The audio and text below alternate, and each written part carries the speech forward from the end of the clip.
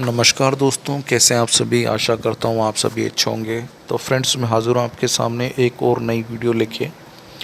ये जो वीडियो होने वाली है काफ़ी इंटरेस्टिंग होने वाली है और काफ़ी नॉलेजफुल वीडियो होने वाली है। जितने भी फ्रेंड्स मेरे चैनल पे आए, प्लीज़ चैनल को सब्सक्राइब कर लीजिए, बेल आइकन को दबाइए ताकि मेरी लेटेस्ट अपडेट वीडियोस जो है वो सबसे पहले पहुँचे आपके पास। और जितनी भी इंफॉर्मेशंस वगैरह आती है मेरे पास, तो वो डायरेक्टली आपके पास पहुँच जाए। तो दोस्तों, आज हम बात करते हैं एसएपी के बारे में। जी हाँ, मेरी पिछली जो वीडियोस थी एसएपी की, वो उनको काफ़ी अच्छा सपोर्ट मिला है, काफ़ी अच्छे रिव्यूज़ उनको मिले हैं और मैं काफ़ी ज़्यादा खुश हूँ कि सबसे ज़्यादा कमेंट्स में भी कई बंदों ने मुझसे क्वेश्चन किए हैं। तो मैंने कोशिश की है कि मेरी वीडियो के अंदर जितने भी व्यूअर्स ने मुझसे क्वेश्चन किए तो उनको मैं आंसर दे पाऊँ। तो दोस्तों, ये जो वीडियो है ये क्या उन्हीं क्वेश्चंस के आंसर हैं। इसके अंदर आपको जो भी आपके डाउट्स है वो सारे क्लियर हो जाएंगे इस वीडियो के अंदर। बस आपसे गुजारिश है कि इस वीडियो को आप पूरी देखें लास्ट तक, और इसके अंदर जो भी आपके मन में सवाल आते हैं वो मुझे कमेंट बॉक्स में ज़रूर बताएं। लेकिन मुझे लगता है कि इससे आपके सारे डाउट्स क्लियर हो जाएंगे। इसीलिए मैंने क्या है कि इस वीडियो को बनाया, और वीडियो की लेंथ काफ़ी ज़्यादा लंबी हो चुकी है, जो कि मेरी वीडियोज़ में इतनी नहीं होती है। ठीक है दोस्तों। हाँ, तो सबसे पहले मैं बोलना चाहूँगा कि जो एसएपी के बारे में जो मेरी वीडियो थी पिछली वाली, एसएपी क्या होता है, कौन कौन से इसके मॉड्यूल्स वगैरह क्या क्या चीज़ें आती है, उसके लिए आप जो है मेरी एसएपी वाली वीडियो देख सकते हैं। उसका मैं लिंक जो है वो शेयर कर दूंगा डिस्क्रिप्शन बॉक्स में, तो वहाँ से आप देख सकते हैं। और कौन सा इंस्टीट्यूट ज्वाइन करना चाहिए उसके ऊपर भी मैंने वीडियो बनाई है, तो वो भी आप देख सकते हैं। सेप होता क्या है दोस्तों, ये सेप सर्टिफिकेट होता है, is the most important to boost our career. बिल्कुल दोस्तों, मैंने जहाँ पे भी देखे हैं हायर डिपार्टमेंट के अंदर काम करने वाले, जो बड़ी से बड़ी ऑर्गेनाइजेशन में काम करते हैं या छोटी ऑर्गेनाइजेशन के अंदर भी पैसा कमा रहे हैं, तो सेप सर्टिफिकेट ही उसके लिए ज़िम्मेदार है। इसकी मीनिंग क्या होती है देखिए, तो use in inventory management, inventory management के अंदर इसका यूज़ होता है। सेल्स मार्केटिंग में इसका यूज़ होता है। कस्टमर एंड एम्प्लॉयज़ रिलेशन और एचआर मैनेजमेंट। तो देखिए दोस्तों, किसी भी ऑर्गेनाइजेशन के अंदर क्या होता है दोस्तों कि हमेशा क्या है कि उसमें एचआर डिपार्टमेंट जो होता है, तो एचआर डिपार्टमेंट्स के जितने भी काम होते हैं, जो डॉक्यूमेंट्स होते हैं, उनको किस तरह से हमको एडजस्ट करना है, किस तरह से बैलेंस बना के रखना है, वो सारी चीज़ इसके अंदर होती है। साथ ही साथ क्या है कि किस तरह से हम जो है अपना रिलेशन है वो बना के रखते हैं और ऑल डिपार्टमेंट के साथ में, वो चीज़। एचआर मैनेजमेंट लेवल के जितने भी काम हैं, टॉप लेवल से लेके लो लेवल तक के, वो सारे इसके अंदर आते हैं। एम्प्लॉयज़ रिलेशन, एम्प्लॉयज़ कंपनी के अंदर क्या होता है दोस्तों, जैसे ज़्यादा से ज़्यादा बड़ी कंपनी होगी तो उसमें कई एम्प्लॉयज़ काम करते हैं, लेकिन हम क्या करते हैं कि उनसे रिलेशन नहीं बना पाते हैं। क्यों? क्योंकि आप just because of due to less time, क्योंकि क्या है कि हमको और भी काम रहते हैं इंडस्ट्री के अंदर, तो हम बिज़ी हो जाते हैं। तो हमको क्या है कि ईज़िली पता नहीं चलता है कि एम्प्लॉयज़ को क्या दिक्कत है, क्या परेशानी है, या वो क्या कर रहे हैं इस चीज़ के बारे में। ठीक है, तो एम्प्लॉयज़ के बीच में रिलेशन भी बनाता है।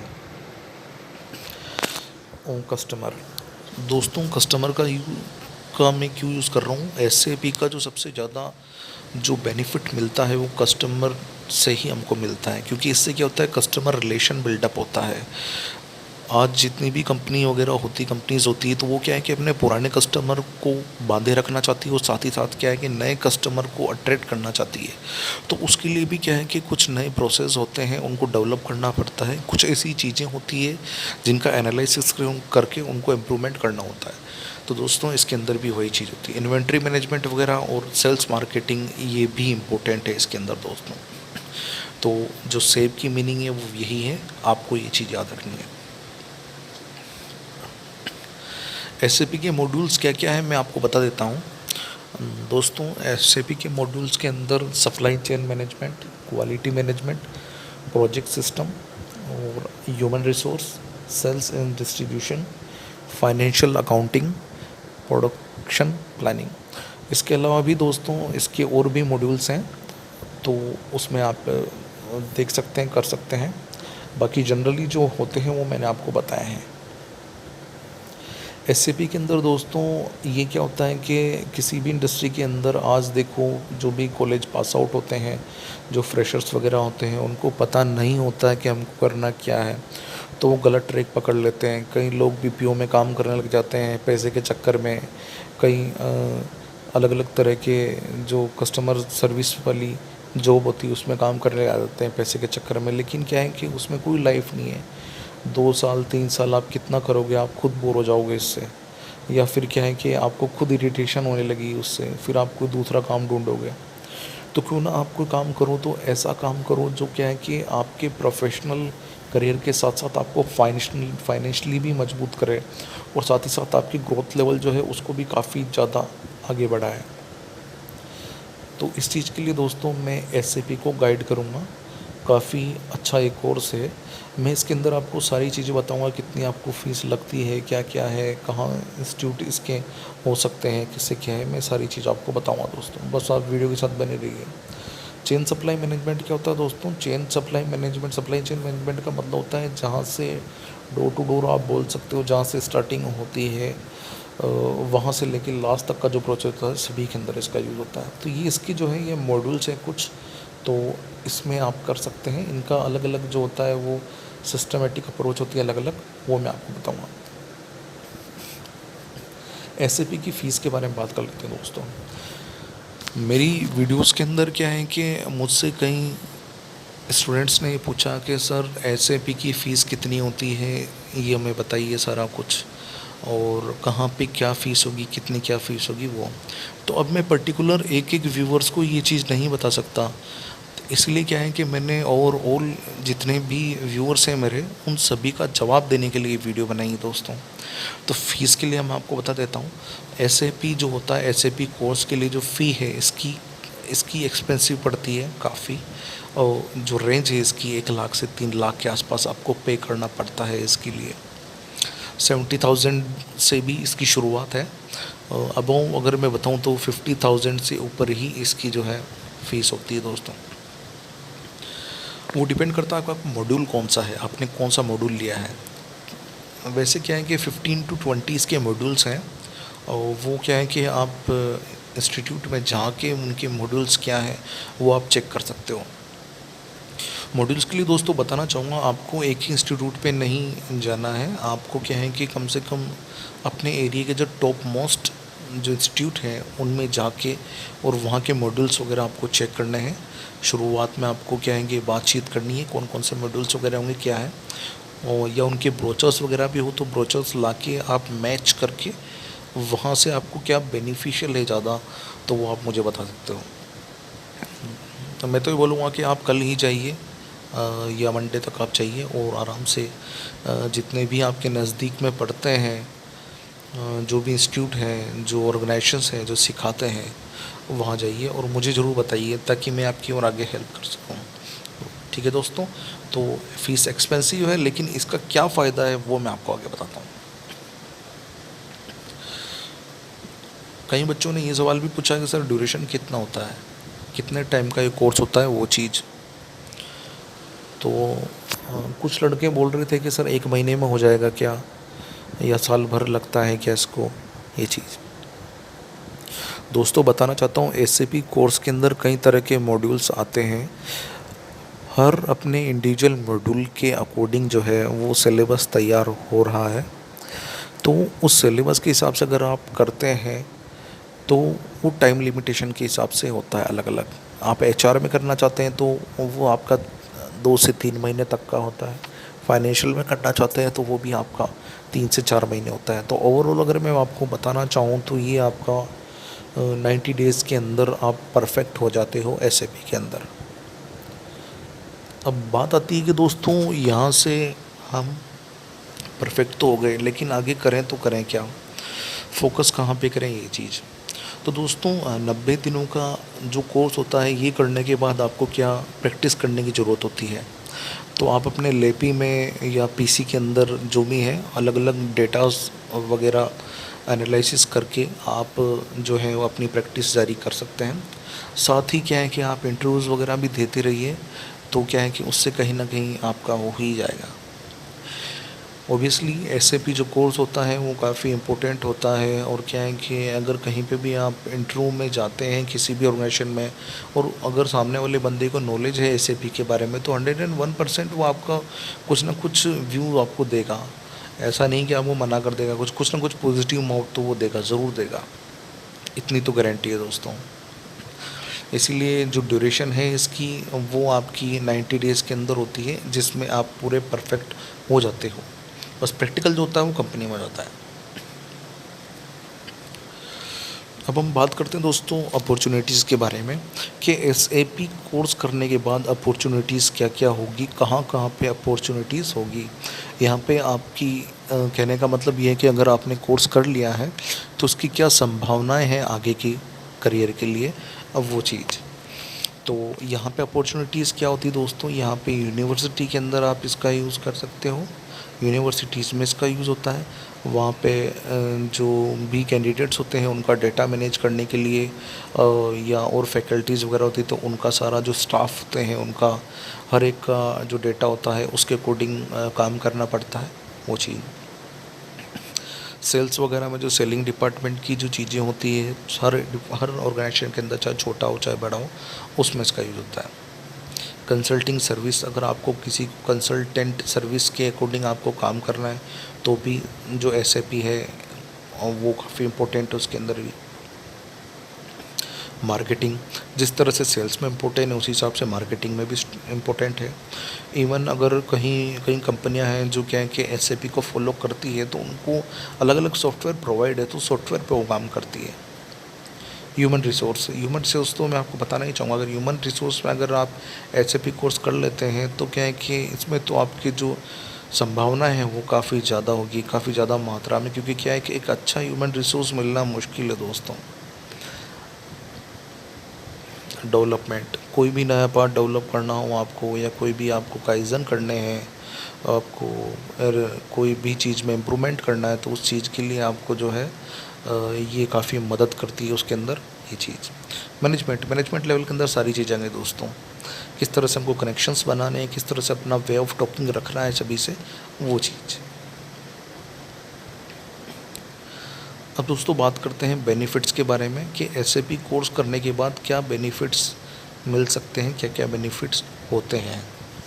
तो दोस्तों तैयार रहिए इसके बेनिफिट्स के लिए, क्योंकि ये जो मैं आपको बता रहा हूँ इस वीडियो के अंदर, ये बहुत ज़बरदस्त वीडियो है। इसके अंदर आपको सारी इन्फॉर्मेशन मिल गई है, और आपको अगर एसएपी की जो डीपली नॉलेज थी ये होता क्या है कैसे क्या है, तो आपको मैं लिंक दे दूँगा, वो कोई दिक्कत नहीं है। ईआरपी वगैरह क्या सॉफ्टवेयर्स क्या है, सारे कुछ मैंने दिए हुए हैं क्या करने। इसमें मैं बस आपको वही चीज़ बता रहा हूँ जो मुझसे क्वेश्चंस पूछे गए हैं उस वीडियो में, ठीक है। अब हम बात करते हैं बेनिफिट के बारे में, कि एसएपी करने के बाद बेनिफिट्स क्या क्या होते हैं वो चीज़। तो दोस्तों यहाँ पे सबसे पहला बेनिफिट जो होता है वो होता है आपका सैलरी आपकी। जैसे कि आपको पता है कि 1 लाख से 2 लाख तक का एक कोर्स है, तो इसमें हमने पैसे तो इन्वेस्ट कर दिए, लेकिन इसमें कुछ हमको मिले भी तो मैं आपको बताना चाहूँगा जो सैलरी होती है दोस्तों, काफ़ी ज़्यादा उसकी सैलरी होती है। एक तो सैलरी में आपको बेनिफिट मिलता है, दूसरा बेनिफिट आपको मिलता है प्रमोशन में। आप किसी भी पोस्ट पे काम कर रहे हो तो उसमें हो सकता है 1 से 2 साल के अंदर, जैसे आप काम सीख लो, आप पकड़ बना लो, तो आपका प्रमोशन हो जाए, ये चीज़। थर्ड चीज़ है ग्रोथ के लिए, हम ग्रोथ किस हिसाब से करें वो चीज़ ग्रोथ कर सकते हैं, बिल्कुल इसके अंदर ग्रोथ होती है। एसएपी ईआरपी सॉफ्टवेयर जो है इसमें ग्रोथ होगी ही, क्योंकि क्या है कि अपने आप में ये भी काफ़ी लंबा मॉड्यूल है इसका। तो उसको क्या है कि आप जिस तरह से काम करोगे तो काम करते करते क्या है कि वो आपका एक्सपीरियंस में बदल जाएगा, यानी आपका एक वो सॉफ्टवेयर एक्सपोजर हो जाएगा। तो वो एक्सपोजर क्या है आपको और अदर ऑर्गेनाइजेशन में काम आएगा। और रेस्पेक्ट तो भैया बहुत होती है, रेस्पेक्ट तो बहुत होती है, आपने भी देखा होगा एसएपी कोर्स ही इतना बड़ा है, सब रेस्पेक्ट तो करेंगे सर, ही काम भी बहुत बड़ा है। अब हम बात करते हैं SAP future and career. SAP के अंदर हमने अपॉर्चुनिटीज़ तो देख ली क्या क्या कैसी कैसी है वो सारा। अब हम फ्यूचर के बारे में बात करते हैं और करियर के बारे में बात करते हैं। मान लो किसी बंदे ने एसएपी कर लिया, एसएपी कोर्स कर लिया, उसने अपने पैसे भी लगा लिए, उसने टाइम भी दिया है और इम्प्लीमेंट भी किया है उसने। तो फ्यूचर में क्या हो सकता है वो चीज़, तो दोस्तों फ्यूचर में आप इसके लिए क्या कर सकते हो, क्या बन सकते हो, वो चीज़ आप इससे बिजनेस एनालिसिस कर सकते हो, बिजनेस एनालिसिस्ट बन सकते हो। एक इसके अंदर आपके फ्यूचर करियर बन सकता है। दूसरा डेटा साइंटिस्ट, डेटा साइंटिस्ट की पोस्ट भी काफ़ी ज़्यादा है। आप मेरी वीडियो देख सकते हैं डेटा साइंटिस्ट वाली, उसमें क्या क्या होता है मैंने सारा कुछ बताया हुआ है। और इस पर मैं जल्द एक नई वीडियो और बनाने वाला हूँ जिसमें मैं क्लियर कर दूँगा डेटा साइंटिस्ट क्या होते हैं वो सारा। थर्ड चीज़ इंजीनियर्स हो गए, इलेक्ट्रॉनिक इंजीनियर्स हो गए, और कई तरह के जो इंजीनियर्स होते हैं जो छोटे मोटे पार्ट को डेवलप करना, सारा करना, वो भी इसके अंदर होता है। साइंटिस्ट वगैरह सारी चीज़ें आ गई इसमें। प्रोग्रामर होते हैं, तो वहाँ पे सॉफ्टवेयर के जो प्रोग्रामर होते हैं उनका भी काम होता है इसके अंदर। तो ओवरऑल देखा जाए तो दोस्तों ये क्या है कि कम से कम इसमें आपकी 14 से 15 संभावनाएं हैं। 14 से 15 इसमें करियर के लिए, आपके करियर ग्रोथ के लिए चीज़ें हैं सारी। लेकिन दोस्तों इसके अंदर मैं आपको सलाह देना चाहूँगा, अगर आप कोई एक चीज़ कर रहे हैं, एक ही मॉड्यूल आप कर रहे हैं, तो आप उसी को पकड़ के रखें। ऐसा ना हो कि इंडस्ट्री में आपको क्या है कि कोई बोल दे कि यार सारे काम संभाल लें, ये कर लूँ वो कर लूँ, ऐसा नहीं करना है। तो इसका फ़ायदा तभी होगा, SAP कोर्स का फ़ायदा तभी होगा, तभी आपकी ग्रोथ हो पाएगी जब आप इसको पकड़ के रखें। ऐसा ना हो कि आप इस बेस पे आपने कंपनी ज्वाइन कर ली, लेकिन कुछ टाइम बाद आप कुछ और काम करने लगे उसी कंपनी के अंदर, तो उससे कोई फ़ायदा नहीं होगा दोस्तों, इसका ध्यान रखें आप। अब हम आ जाते हैं क्वालिफ़िकेशन के ऊपर। SAP कोर्स की क्वालिफ़िकेशन क्या होती है वो चीज़ दोस्तों बताना चाहूँगा। क्वालिफ़िकेशन के लिए तो वैसे आपको ग्रेजुएट होना ज़रूरी है, लेकिन जो ग्रेजुएट नहीं भी हैं, जो परस्यूइंग हैं, जो अपीयरिंग हैं, वो भी कर सकते हैं। लेकिन दोस्तों मैं ये चीज़ बताना चाहूँगा, क्योंकि SAP जो होता है ये हर ऑर्गेनाइजेशन के अंदर यूज़ होता है। और SAP के लिए क्या होता है दोस्तों, यहाँ पे बंदे जो होते हैं सब यही चाहते हैं कि हमारे पास एक ऐसा बंदा हो जो जिसका डेटाबेस मजबूत हो, जिसका डॉक्यूमेंट्स जो है वो मजबूत हो। यानी कहना मैं ये चाहता हूँ कि आपका जो बैकग्राउंड है, क्वालिफ़िकेशन बैकग्राउंड, वो आपका अच्छा होना चाहिए। एटलीस्ट आपकी ग्रेजुएशन कंप्लीट होनी चाहिए दोस्तों। यहाँ पे BTech, BSc, BBA, BCom भी आपकी होनी ही चाहिए अगर कंपनी में ग्रोथ चाहिए तो। बाकी आप 12th लेवल से भी शुरुआत कर सकते हैं, कोई इशू नहीं, सीखने के हिसाब से वो भी बेटर है। तो दोस्तों अब जो क्वेश्चन आया है ये वो क्वेश्चन है जिसका जवाब मैं मेरी पिछली वीडियो में दे चुका हूँ, लेकिन उसके बाद भी स्टूडेंट्स को समझ में नहीं आया है। ये क्वेश्चन है वेयर, यानी SAP हम कहाँ से करें वो चीज़। तो दोस्तों मैं आपको बता देता हूँ, SAP करने के लिए जो अगर मुझे करना हो तो मेरी पहली पसंद जो होगी वो होगी बेंगलुरु, कोयम्बटूर। बेंगलुरु में आप वहाँ आप सर्च कर सकते हैं कर्नाटक में, वहाँ पे अच्छे अच्छे इंस्टीट्यूट हैं, वहाँ पे टॉप 5 इंस्टीट्यूट आप सर्च कर सकते हैं। वहाँ पे जाइए, एनालिसिस करिए, वहाँ पे क्या क्या आपको मॉड्यूल्स बताए हैं, फैकल्टीज़ वगैरह क्या है, और वो क्या क्या आपको सर्विसेज देते हैं वो सारा, और साथ ही प्लेसमेंट किस हिसाब का ये भी देखिए आप, तब जाके पता चला। दूसरी चीज़ मैं क्या बोलूँगा, चेन्नई से, अगर आप चेन्नई में हैं, चेन्नई में भी बहुत बड़ा इंडस्ट्रियल एरिया अपने आप में, वहाँ पर भी आप SAP के जो इंस्टीट्यूट्स हैं, जो ऑर्गेनाइजेशन हैं, वहाँ आप जाके पता कर सकते हैं। ठीक है दोस्तों। तीसरी चीज़ जो है मैं फाइनेंशियल स्टेट को बोलना चाहूँगा, जो कि गुजरात है। गुजरात के अंदर भी जो है SAP का आपकी संभावना है, वहाँ से भी आप कर सकते हो। चौथी चीज़ मैं बोलना चाहूँगा दोस्तों, हैदराबाद के अंदर भी, आंध्र प्रदेश में भी SAP के अच्छे अच्छे इंस्टीट्यूट हैं, तो वहाँ से भी आप जो है बेनिफिट उठा सकते हैं। अब बात करता हूँ मैं, जो बंदे नॉर्थ के बंदे भी जाना चाहते हैं, या जबकि अगर दूर पड़ता है तो क्या है, तो आपके अगर दूर पड़ता है तो मैं बताना चाहूँगा आपको पुणे सबसे टॉप एरिया है। वहाँ पे जितने भी इंस्टीट्यूट हैं वहाँ पे आप जाइए, वहाँ पे एनालिसिस करिए, मॉड्यूल्स देखिए, फैकल्टीज़ वगैरह देखिए, स्टूडेंट्स से आप बात कीजिए कि वो भी काफ़ी टाइम से, कहीं ऐसा तो नहीं कि वहीं पढ़े हुए हैं, कहीं ऐसा तो नहीं कि उसमें कोई गलती है, उन्होंने बस पैसे भर दिए हैं, पैसे खा रहा है इंस्टीट्यूट, ऐसा नहीं है। सारी कुछ चीज़ें आपको देखनी है, प्लेसमेंट वगैरह भी सारा कुछ आपको देखना है, क्राइटेरिया आपको ही देखना है दोस्तों। बाकी नॉर्थ इंडिया में बताना चाहूँ तो आप दिल्ली में भी ट्राई कर सकते हैं। तो ये चीज़ मैं आपको बोल सकता हूँ दोस्तों। आशा करता हूँ मेरी वीडियो आपको अच्छी लगे तो इसको लाइक करें, शेयर करें, अपने दोस्तों के पास ज़्यादा शेयर करें। मुझे बताएं आपको क्या चीज़ अच्छी लगी है। मेरी वीडियोज़ करने के लिए धन्यवाद दोस्तों।